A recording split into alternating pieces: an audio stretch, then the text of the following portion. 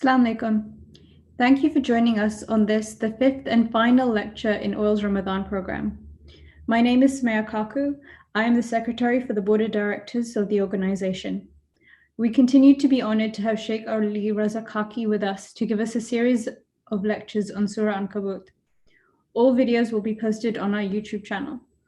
We will be using menti.com to enable people to submit questions. The code is 250400. This information will also be provided on the screen closer to the time. We are always open to any comments that will help us grow to better serve our community. So please let us know if there's anything that we can improve upon, especially since we will be using this forum for a while yet. Sheikh Ali is a graduate of Al Mahdi Institute in Birmingham, United Kingdom, and has been involved in Hausa studies for over 7 years. He has been actively involved in social cohesion in Birmingham and currently works within the interfaith field. He is also involved in research, teaching, and postgraduate studies in Islamic sciences at the University of Birmingham. Please can we welcome him with a salawat. أعوذ بالله من الشيطان الرجيم بسم الله الرحمن الرحيم وبه نستعين وهو خير ناصر ومعين أما بعد. Picking up from the topic that we've been discussing of looking at Surah Al-Ankabut and the messages that we can get and the lessons that we can get from the lives of the prophets, we see that there is a lot that can be got from these individuals. So just a recap of yesterday's talk on the next slide. We looked at the style of the Quran that the Quran utilizes, and we've been looking at this the past few nights, is that the Quran utilizes a host of techniques and styles to convey the message. The Quran utilizes rhetorical questions. Ibrahim alayhi salam goes to the idols and asks them, "Why don't you eat?" knowing fully well that they can't eat. The Quran utilizes examples, metaphors, similes, and all sorts of different techniques. We also looked at the linguistic fashion of emphasis, how the Quran utilizes words such as, or letters such as lam and noon before and after a verb to emphasize that verb. We see prophetic lessons, and recapping the prophetic lesson that we looked at yesterday is that of Prophet Shu'aib, how he was sent to a community that was well off. However, they failed to take heed, they failed to realize the temporality of this world, and they shortchanged people despite the wealth that they had. We also saw how at times human beings tend to fall into this trap of consumerism and of being overwhelmed with what happiness may be in terms of material stuff. But we realized from this story that happiness isn't something that we can find externally. Happiness is something that we have to journey within and discover what it truly is and what it really means for us.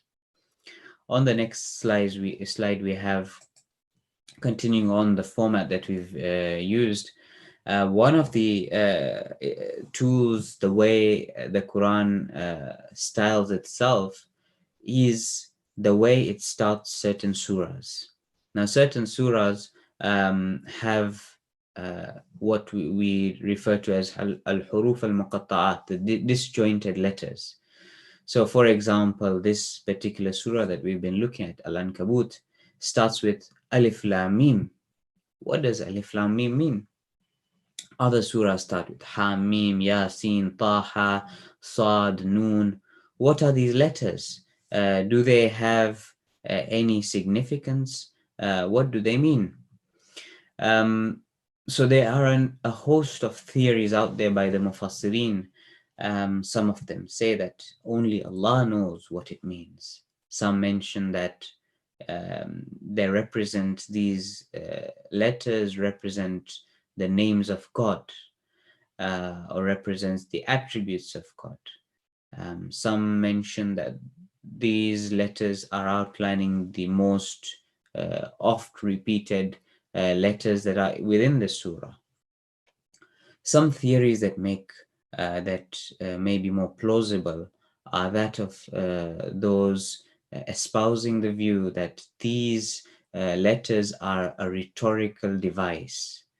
Now, we must understand that many of these surahs were revealed at a time where the surahs which have these disjointed letters, where there were unbelievers in midst of the Prophet, and what they used to do was they would make sounds and they would make noises, and they would put their hands in their ears, and do whatever they could to prevent people from themselves and others listening to what the Prophet was saying. And hence, there needed to be something, there needed to be a tool to captivate, to capture, to, make people enthused. And hence, one of the theories that is put forward by the Mufassirin is that this was a rhetorical tool, that these letters were there to grab attention, just as, for example, you have a movie that you want to watch, you see the trailer, and the trailer is really interesting. This was a sort of introduction to what the Prophet was wanting to say. Others mention that it was part of a challenge by God. But what is underlying is that the listeners at the time never questioned or accepted this utilization, this tool, as something that was used by the people at the time. So this is again a flavor of the linguistic style of the Quran, and I just want to put in a small amount of it so that we can appreciate the depths, the varieties, the beauty that the Quran utilizes in its conversing with us and with the spoken to. Going on to the next slide, the verse from Surah Ankabut that we're on now is that of Adin Thamud. So up till this point in time, there are prophets being mentioned by name. So Shuaib, Nuh, Ibrahim, etc. But now Allah takes a twist and He is now mentioning communities. And He says in Surah Ankabut, وَعَادًا وَثَمُودًا وَقَدْ تَبَيَّنَ لَكُم مِّن مَّسَاكِنِهِمْ وَزَيَّنَ لَهُمُ الشَّيْطَانُ أَعْمَالَهُمْ فَصَدَّهُمْ عَنِ السَّبِيلِ وَكَانُوا مُسْتَبْصِرِينَ. And remember Ad and Thamud, whose fate is evident to you from their habitations. Shaitan made their deeds seem decorous to them. So it's talking about these two communities, Ad and Thamud. And what is apparent from the Quran is referring to that their habitations were there for people to see. So if we just look at Ad, for example, for one moment, to Ad, Allah sent their brother, as the Quran says, Hud. Alam tara kayfa fa'ala rabbuka bi'ad, as Allah says in the Quran, Irama dhatil imad. Have you not seen how your Lord dealt with the people of Ad? Those who stayed in Iram, which is the name of a place, of pillars. التي لم يخلق مثلها في البلاد. They created structures that were not seen. And according to the narrations, they were very big, strong people. And also they stayed in Al-Ahqaf, the sandy plains, or places which had these huge wind-curved sand hills. So these individuals were ones that were bestowed with strength, with stature, physical stature, and also Allah bestowed them with lots of wealth, lots of children, lots of animals, as the Quran says, outlining that we have given you أَمَدَّكُمْ بِأَنْعَامٍ وَبَنِينَ وَجَنَّاتٍ وَعُيُونٍ, that He has blessed you with so many of these cattle and of gardens and of children. So these were a community that was definitely blessed. But they had this trait that they thought that they are so big, that they are so powerful that nothing can touch them. And Hud comes to them and asks them, what is it? Do you not see that you need to follow that one reality? And the Quran outlines that they used to build buildings thinking that they would stay forever and they would also be oppressive. وَإِذَا بَتَشْتُمْ بَتَشْتُمْ جَبَّارِينَ. That when they would punish like tyrants. And Hud comes to them and tells them, وَاتَّقُوا الَّذِي أَمَدَّكُمْ بِمَا تَعْلَمُونَ. Be conscious of that which gave you, who blessed you with what you know. He's making them realize that their strength, their knowledge, what they have come to build, what they have and they possessed comes from somewhere. Be conscious of that, regardless of whether you call that Allah or whatever, but be conscious that there is that reality. And they replied, and they have this conversation, and they reach a state, قالوا سواء علينا أوعظت أم لم تكن من الواعظين. Regardless, you will preach to us or you won't preach to us. We will continue as we are. It shows their hard-headedness. We see that the next slide, that their reaction is similar to what has been in the previous communities. They say that, do you want to take us away from our forefathers? They also start accusing the Prophet Hud.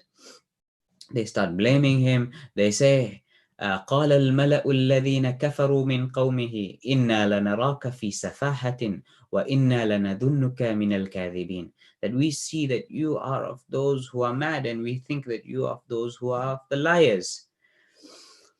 And he asks, and one of the things that Hud mentions is that أَوَعَجِبْتُمْ أَنْ جَاءَكُمْ ذِكْرٌ مِّن رَبِّكُمْ عَلَى رَجُلٍ مِّنْكُمْ. Are you surprised that a person from your own selves comes and gives you a message? So you see, sometimes what happens is that when somebody close to us, somebody who we know, somebody who we've always known, or we spend a lot of time with, tells us something, we may not take heed. But when somebody else comes and tells us, we are more receptive. This is alluding to this mentality that these individuals had adopted, that, this Prophet Hud grew up with them. He's one of them. He's described as their brother. And they forget, and they think that there is somebody who's going to come and he's going to guide them, an angel or something. And this mentality is also with the community of the Prophet. There were communities who would prepare, who are waiting for the Prophet to come. They were waiting for this individual to come and guide them. They had amassed lots of wealth, much like us nowadays. We're waiting for the Mahdi, and we've, we pray our du'as, we call out that hasten his reappearance. There have been communities in the past who have been waiting for prophets. They knew that the Holy Prophet, for example, was going to come. They amassed lots of wealth and fortresses and everything. But when the Prophet did come, they didn't take heed. They didn't take lesson from that individual. Why? Because they started judging and saying that he is from this tribe, or he is from us. We need somebody who is great. As Imam Ali says, or a hadith attributed to him, look at what is being said, not who is saying it. So even if a person comes to us and we may not be convinced about their lineage or whatever family they're from, or etc., etc., but at the very least, take what good you can from them. And that awakens us. That brings about a sort of humility within ourselves. Take lesson from anything and everything. An important thing from the story of Ad that I'd like to point out to is that Hud gives them a solution. And he says, the Quran mentions, وَزَادُكُمْ فِي الْخَلْقِ بَسْطًا. Allah has given you a lot. فَاذْكُرُوا آلَاءَ اللَّهِ لَعَلَّكُمْ تُفْلِحُونَ. remember, mention the blessings that Allah has given so that you may be successful. So somebody may have been given a lot, and these individuals had been given strength, they had been given wealth. But the remembrance and looking at what we have is so powerful. Looking within and considering that we have been given just that process of counting what we have brings about a sense of humility, a sense of humbleness in front of God. That we're here temporarily, that we are here for a particular purpose, and that we have a set amount of energy that we need to utilize in a particular way. And Allah alludes to this. وَلَقَدْ مَكَّنَّاهُمْ فِيمَا إِن مَكَّنَّاكُمْ فِيهِ وَجَعَلْنَا لَهُمُ السَّمْعَ وَأَبْصَارًا وَأَفْئِدَةً فَمَا أَغْنَى عَنْهُمْ سَمْعُهُمْ وَلَا أَبْصَارُهُمْ وَلَا أَفْئِدَتُهُمْ مِنْ شَيْءٍ إِذْ كَانُوا يَجْحَدُونَ بِآيَاتِ اللَّهِ. He says they were given from their hearing and the seeing and whatever they were given from their hearts, but none of this availed them. Why? Because they denied the signs of God. You see, ibadah, worshipping, this theme runs across servitude to God, being grateful for what God has given us. This is nothing but utilizing what we have to the max, utilizing whatever potential we have. You see, we have a limited amount of energy, and sometimes we expend our energy in whatever we expend it. And it may not be in us physically doing something, but from what we've alluded in the previous nights, it may be in us dwelling in something of the past. It may be in us dwelling in some emotion that is overcome us. And by doing that, that sucks the energy out of us. And we then lack energy and strength and motivation to do things that are positive. Allah has given us all these things. وَمَا خَلَقْتُ الْجِنَّ وَالْإِنسِ إِلَّا لِيَعْبُدُونَ, that we didn't create jinn and mankind except to have that servitude, to have that recognition that we're here temporarily, that we have what we have, and that's only done by us thinking and reflecting and going within and recognizing that we have a limited amount of resources and we need to utilize that to the max. We need to think within, we need to reflect and realize that there's so many blessings that Allah has given us. Once you change your mindset like this, whatever situation you are in, you start to realize that that situation is an opportunity. That situation is something that we can grow in. If you are bestowed with strength, with wealth, with time, if we take time out and realize that, Allah has given me all this, and that brings about a realization that, okay, He's given me this. Maybe I need to utilize it in a certain way. Maybe I need to look within myself and see that I can expend this energy in a particular way. And we all have our different strengths. Some of us have the strength of emotion. Some of us have the strength of quick-wittedness. But the thing is that it needs to be something that we, as mentioned in these verses, remember the bounties of your God that He has bestowed upon you. Coming back to the story of Ad. So these individuals thought themselves to be very strong and very powerful. And they would tell Nabi Hud that, you know what are you telling us? We have lots of strength. Nothing can happen to us. And Allah says, كَأَنَّهُمْ, He destroyed them. He sent a wind that was so powerful. كَأَنَّهُمْ أَعْجَازُ نَخْلٍ خَاوِيَةٍ. The fate that they received was that they ended up like palm trees, hollowed out and upside down. And Allah poses a question. فَهَلْ تَرَى لَهُم مِّن بَاقِيَةٍ? Do you see anything remaining of them? Where are they today? The strength that they had. Ajibtu, as Imam Ali says, Ajibtu libni Adam. I'm surprised at the son of Adam. أوله نطفة آخره جيفة وهو بينه وعاء للغائط ثم يتكبر. I'm surprised at the son of Adam. His starting point is a sperm, which is najis. His ending point is the mayat, the dead body, the corpse, which is najis. In between, he is a vessel of waste, which is najis. And then he is proud. So this is all for us to realize and to awaken that, look, we have all these blessings. These blessings are temporal. These blessings will pass. But it's upon us to, again, utilize, banging on that same point, but something that we need to take away from.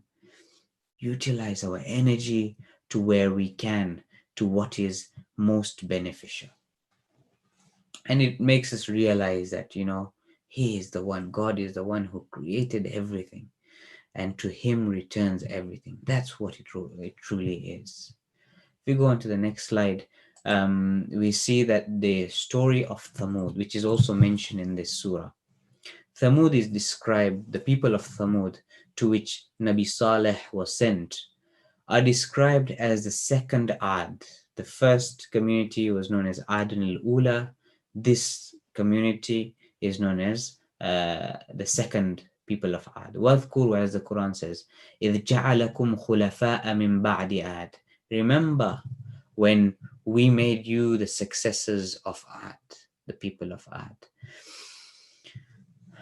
وَبَوَّأَكُمْ فِي الْأَرْضِ تَتَّخِذُونَ مِنْ سُهُولِهَا قُصُورًا وَتَنْحِتُونَ الْجِبَالَ بُيُوتًا. So similarly, these individuals were bestowed.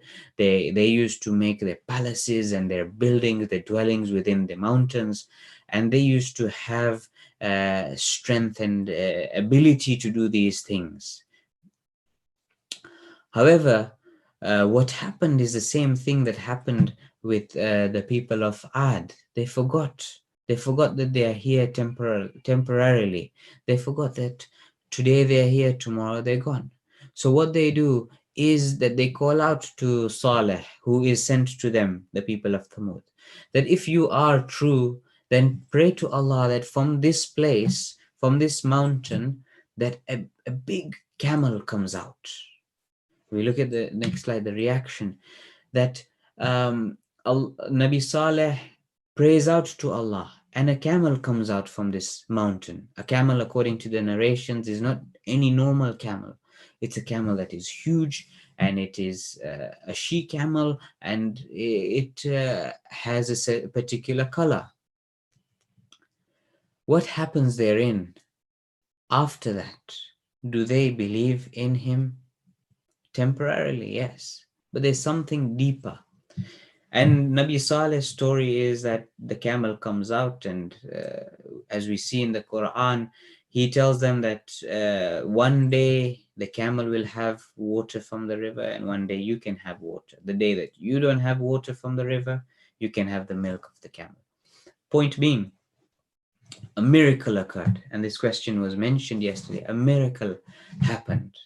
The camel, something that was impossible, came out from a mountain. What happened therein after? فَأَقَرُوهَا. A couple of them went and slaughtered the camel. فَدَمْدَمَ عَلَيْهِمْ رَبُّهُمْ بِذَنْبِهِمْ فَسَوَّاهَا. Allah flattened them. There was a miracle, but yet they didn't believe. Look at Nabi Musa. He saved the Bani Israel from Fir'aun. They were enslaved for a very long time under Fir'aun. And as the Quran says, يَسْتَضْعِفُ طَائِفَةً مِّنْهُمْ يُذَبِّحُ أَبْنَاءَهُمْ وَيَسْتَحْيِي نِسَاءَهُمْ. Fir'aun used to make them into small groups, make them weak, divide and conquer. And he used to employ these tools to enslave them. Musa came and did the impossible. He freed them. The Bani Israel are with Musa. They are fleeing. They reach this big river. Behind them is Fir'aun. In front of them, there is a huge river. They're telling Musa, they're starting blaming him. Musa, what have you done to us? You're going to kill us. We were better as slaves. By the grace of God, Musa splits open the seas, the river. They cross and they reach the other side. Fir'aun is swallowed up and his army. Kam min jannatin wa uyun. How many gardens did they leave behind? Nothing remembered them. They were swallowed up. Now, you would think that in that situation, a person has seen the impossible. The Messiah has come, the Savior has come, has saved them. The huge army of Fir'aun is swallowed by us walking through this split open river. You would think that they would believe and have that firm belief. Musa goes up to the mountain. He comes back down. What does he see? He sees them worshipping a calf. Surprising it is that man has been shown miracle after miracle, yet he doesn't take heed, which shows that these external miracles are inefficient if we don't awaken within, if we aren't receptive, if we aren't utilizing that rationality. And as soon as you utilize that rationality, as soon as you open up and start reflecting and looking around and looking within, anything can convince you that there is that one creator. Anything, and you look around and you see your reflection on the glass. How is that reflection occurring? You look at how light is created, or how the motion of the stars and the moon are occurring. That is the true miracle of realizing, of cognizing, of becoming aware. Going on to the next slide, and there's a lot that we can take from the lives of Ad and Thamud, the people of Ad and Thamud. And there's a lot from the lives of these prophets, but one thing is overarching of all these prophets is that they persisted. They didn't care about what people said or what people didn't say. In fact, one of the conversations Saleh has with his people, they tell him, "Oh Saleh, you are from one of us." He says, قَالَ يَا قَوْمِ أَرَأَيْتُمْ إِنْ كُنْتُ عَلَى بَيِّنَةٍ مِنْ رَبِّي وَآتَانِي مِنْهُ رَحْمَةً فَمَنْ يَنْصُرُنِي مِنَ اللَّهِ إِنْ عَصَيْتُهُ. He tells them that, look, oh my people, have you not seen that I've come with a manifest proof? Who will save me in front of Allah if I were to disobey him? It's difficult at times to stand up for what is right. It's difficult, especially against those who are close to us, our family, our tribe, our community. But if something is right, we firstly, as we saw in the previous lessons, firstly, we build on ourselves. Secondly, we do it in a very nice manner, in a good manner, in a soft manner. Thirdly, be persistent. If we see the verse continues, وَقَارُونَ وَهَامَانَ وَفِرْعَوْنَ وَهَامَانَ. And this now talks about three individuals at the time of Musa: Korah, Qarun, Pharaoh, and Haman. وَلَقَدْ جَاءَهُمْ مُوسَى بِالْبَيِّنَاتِ. Musa came with evident truths. فَاسْتَكْبَرُوا فِي الْأَرْضِ وَمَا كَانُوا سَابِقِينَ. They were proud in the earth. However, they couldn't outmaneuver God.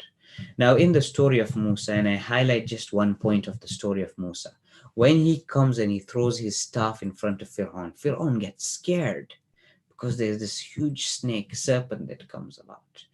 Now, his people around him say that this is nothing but magic. A day is appointed, everybody comes, the magicians come, Musa comes. Musa throws down his staff, and his staff, his snake, swallows up everything.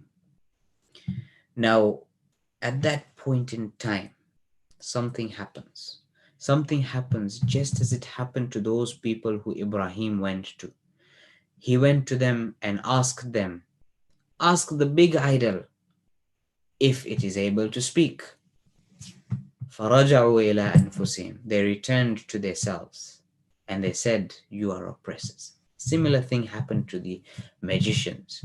They, after Musa shows his signs, they fell down into prostration and they said, we believe in the Lord of Musa and Harun. They realized at that point in time that there is this one reality and they need to submit to it.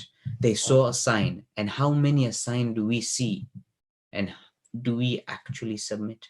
In these stories of these surahs of Dukhan and Rum and Ankabut, all of this is littered with these messages. They are asked, who is the one who created the heavens and the earth? They will say, Allah. Then they ask, then why do you not rely on him? Why do you not refer to him? Why do you not have faith in him? And we know on our tongues that Allah is the one God. But have we fully submitted to him? Have we recognized that we're here for what? Have we overcome this baggage that has become our idol? The magicians fall into prostration. Fir'aun enraged says, he is the big magician. He is the one who has taught you. لَأُقَطِّعَنَّ أَيْدِيَهُمْ وَأَرْجُلَكُمْ مِنْ خِلَافٍ. I will cut off your limbs from the opposite side. وَلَأُصَلِّبَنَّكُمْ. And I will crucify you. What do these magicians reply? They said, no problem. Do what you want to do. We've recognized such a strong, powerful state to be in. They were offered wealth. They were offered position. They were offered everything that they want. They were offered proximity to Fir'aun, who was taken to be the god of those people. But they left it all. What for? For that one reality. For that reality that we all need to awaken to. And I'll end with this last slide, is that these nights of Ramadan, of Laylatul Qadr, of reciting the Quran, are all there to make us realize, to awaken us, to point us to that reality that is. And as we know the famous saying, "Man arafa nafsahu faqad arafa rabbahu," that he who knows himself knows his God.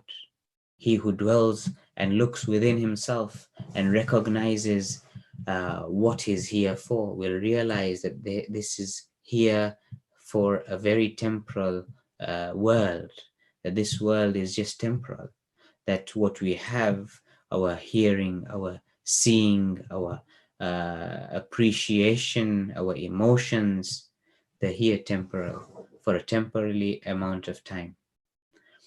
We need to awaken and look within and know why we're here. And this brings about a realization that there is something greater. And that is one of the tools to take away, is also to look at the blessings of God, to recognize what God has given us, to recognize. And that recognition by looking within, I know I've emphasized this quite a bit, but that's what I'm getting from these messages, from these verses of the Quran, from these stories of the Prophet, that they were always there telling us time and time again, look within. There is only one reality. There is only one God. How can you not worship that thing that created you and gave you and nourished you? How can you not be conscious of that reality? How can you fall prey to all these things that are temporal? Wake up and take heed and take a lesson from it. I'll end here and with a short prayer, with a short dua for all those around the world, from our human family, all those that are suffering, all those that are undergoing different sorts of tests. Oh Allah, help them and ease it for them. O Allah, awaken us, make us realize, make us go within. A difficult process it is, O God, but give us the strength to take that first step. And after we take that first step, O God, just as you have promised us, take that 70 steps towards us and hold us in your arms and let us become at one with you. وآخر دعوانا أن الحمد لله رب العالمين. Thank you very much, Sheikh. Prior to starting the Q&A portion of the program, I would like to invite the president of the organization, Brother Abdulaziz Doji, to give a short address. Assalamu alaikum jami'an wa rahmatullahi wa barakatuh. As we come to a close, I wish to extend our gratitude on behalf of the board and the members of the Organization for Islamic Learning to Sheikh Ali, Brother Kaki, Ahsan.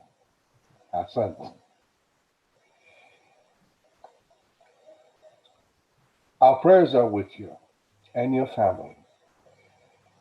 May you continue to enjoy the seha and the afiyat, inshallah. As for you, Sumaya, you've held us together during these 5 evenings. I want to thank you. I also want to acknowledge the IT team for their transmissions through the YouTube. I want to especially thank this and for all the support that the members and all generous contributions that you people are making to help us online. We just want to make sure that we have a correct email address for your tax receipts so that it can be sent out to you. At the end, in my closing, I just pray that the rest of the month continue to be a source of blessings and a life filled with inspirations.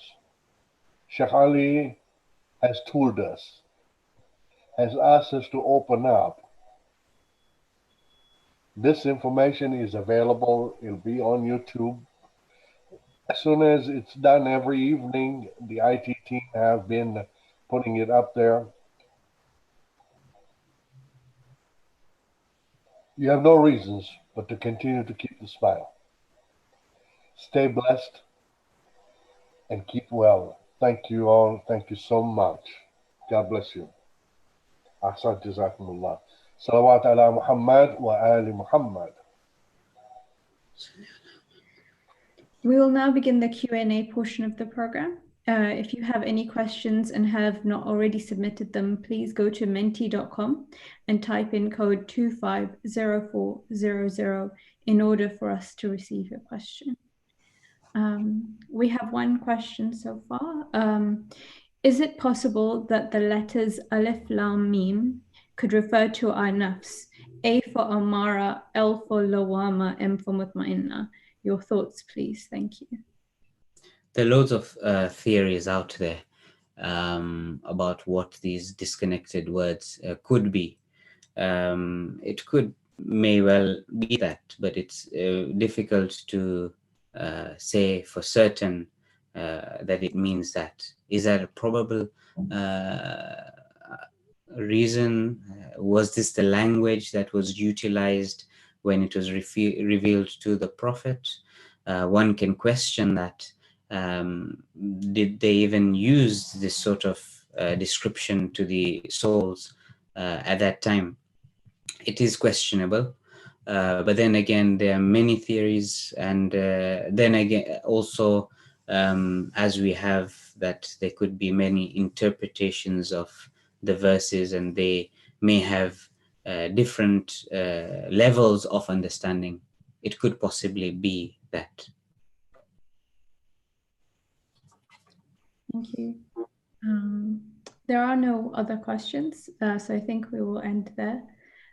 Thank you very much, Sheikh, for your insightful talks that you have given tonight and over the previous lectures.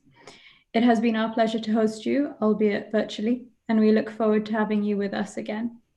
I would like to end with a request for Surah Fatiha for those who are no longer with us. Al-Fatiha.